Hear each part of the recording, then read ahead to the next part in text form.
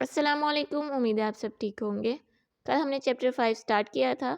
आज हम कुछ पास्ट पेपर क्वेश्चन देखेंगे और उसके बाद नेक्स्ट टॉपिक पे चलेंगे।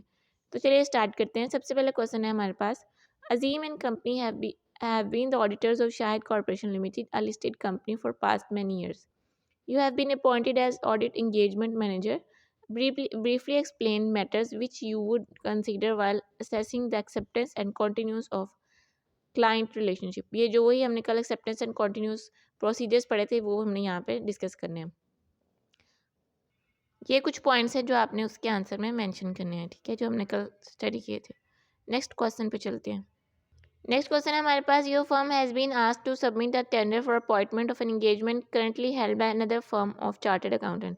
रिक्वायरमेंट क्या है? Briefly describe discuss the safeguards that shall be applied to eliminate any threats to or to reduce them as an applicable level before accepting the engagement। ये हमने कल वही जो प्रोसीजर्स पढ़े थे वो हमने यहाँ पे मेंशन करने हैं।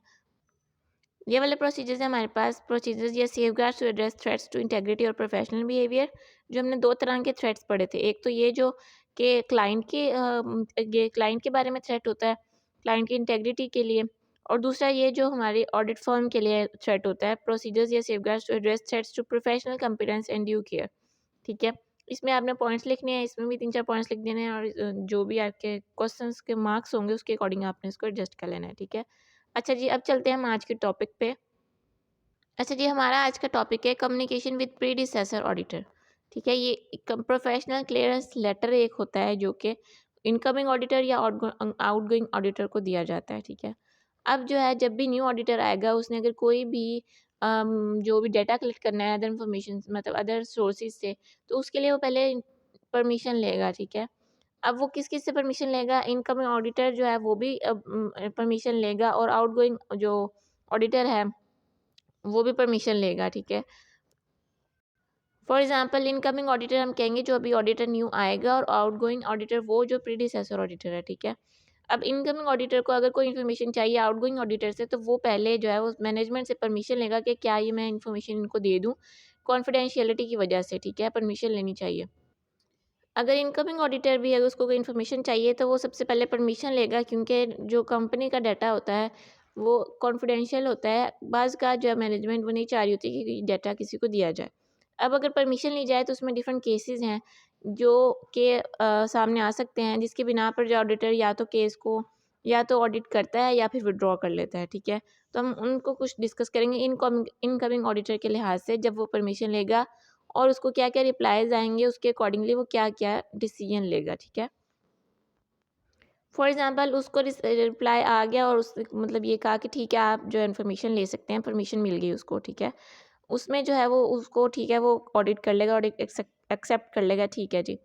अच्छा, दूसरा केस ये हो सकता है उसको परमिशन नहीं मिली है, तो वो रिफ्यूज़ कर देगा एंगेजमेंट को, कि वो ये कहेगा कि भी अभी भी अगर मुझे ये कॉन्फिडेंशियलिटी की वजह से डाटा नहीं लेने दे रहे या इन्फॉर्मेशन नहीं लेने दे रहे जो मुझे चाहिए, जो नेसेसरी है, तो बाद में भी शायद कुछ इस तरह का करेंगे, इसलिए मैं पहले ही विथड्रॉ कर लेता हूँ। विथड्रॉ जो करना है उससे पहले ही मैं एक्सेप्ट ही नहीं करता, ठीक है।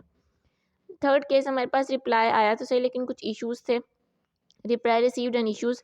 तो उस केस में होता है कि हर किसी इश्यूज़ में ये नहीं होता कि केस जो है वो वापस ले लिया जाता है, मतलब कि एक्सेप्ट नहीं किया जाता ऑडिट। कुछ केसेस में ऐसा होता है कि एक्सेप्ट कर लिया जाता है अगर तो वो इश्यूज़ आप हैंडल कर सकते हैं, अगर नहीं कर सकते तो आप डेफिनेटली रिफ्यूज़ कर सकते हैं। फोर्थ हमारे पास है केस रिप्लाई नॉट रिसीव्ड, जिसमें जो हमारे पास कोई रिप्लाई नहीं आया, तब भी जो है वो आप जो है वो रिफ्यूज़ कर सकते हैं केस एक्सेप्ट करने पे, क्लाइंट को एक्सेप्ट करने से, ठीक है। अच्छा, ये तो हो गया इनकमिंग ऑडिटर के लिहाज से कि जो ऑडिटर आया है उसने जो परमिशन ऑब्टेन की है उसके अकॉर्डिंगली उसको यही आंसर्स मिले और उसने अपना डिसीजन लिया कि मैं इसके अकॉर्डिंग क्या डिसाइड करना चाह रहा हूँ। ये हमारे पास है आउटगोइंग ऑडिटर के लिहाज से, जो प्रीडिसेसर ऑडिटर था उसके अकॉर्डिंगली अगर उससे पूछा गया, उसने परमिशन ली कि क्या मैं जो है वो ये इन्फॉर्मेशन उसको दे दूँ ऑडिटर को, इनकमिंग ऑडिटर को। अब इसके दो सिनेरियोज है, गिवन नॉट गिवन। अगर तो उसको परमिशन दे दी गई है तो वो इन फैक्ट्स के बारे में बता देगा, ठीक है। लेकिन अगर उसको परमिशन नहीं दी गई तो वो नॉन परमिशन के बारे में बता देगा कि मुझे परमिशन नहीं मिली है।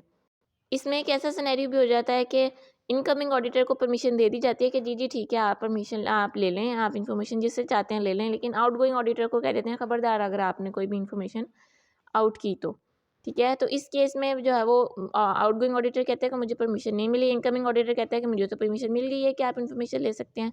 तो इसमें भी गड़बड़ नज़र आ रही होती है, तब भी जो है ऑडिटर ये डिसीजन ले सकता है कि ठीक है, अगर इस तरह का सिनेरियो है तो फिर मुझे एक्सेप्ट नहीं करना चाहिए। ठीक है।